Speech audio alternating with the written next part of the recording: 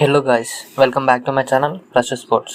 Guys, match number 10 SRH versus DC మ్యాచ్లో Delhi Capitals SRHని చిత్తుగా ఓడించి 24 బాల్స్ ఉండగానే మ్యాచ్ని ముగించి 7 వికెట్స్తో ఘనంగా విజయం సాధించారు.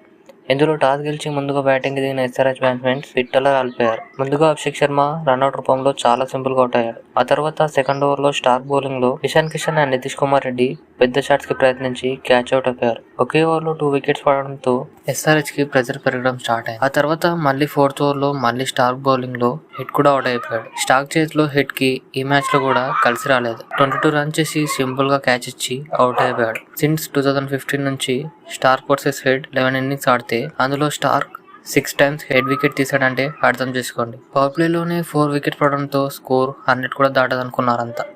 కానీ అనికేత్ వర్మ అండ్ క్లాసెన్ క్రీజ్లో నిలబడి ఆడి ఏ బౌలర్కి ఎక్కడ లొంగకుండా సూపర్గా ఆడారు. క్లాసెన్ 2 4s అండ్ 2 6s బాది 32 రన్స్ చేశాడు. అనికేత్ వర్మ మాత్రం ఎలాంటి బాల్నైనా చాలా సింపుల్గా బౌండరీ అవతలకు పంపుతూ SRHకి అండగా నిలబడ్డాడు.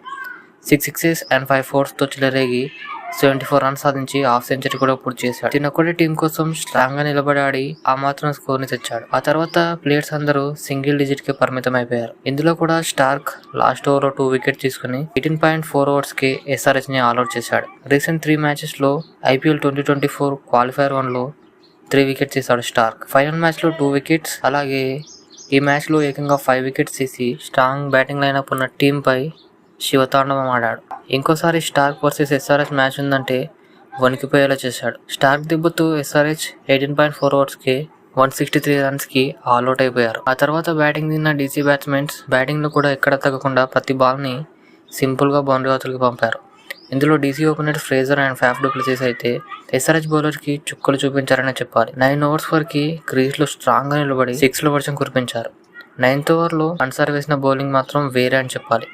ఒకే ఓవర్లో 2 కీ వికెట్స్ తీసుకుని SRH ఫ్యాన్స్కి ఊరటాన్నిచ్చాడు. ఇంతలోపే Jake Fraser and Faf du Plessis create చేయాల్సిన ఇంపాక్ట్ మొత్తం క్రియేట్ చేసేశారు. Faf du Plessis 3 6s and 3 4sతో చెలరేగి హాఫ్ సెంచరీ పూర్తి చేశాడు.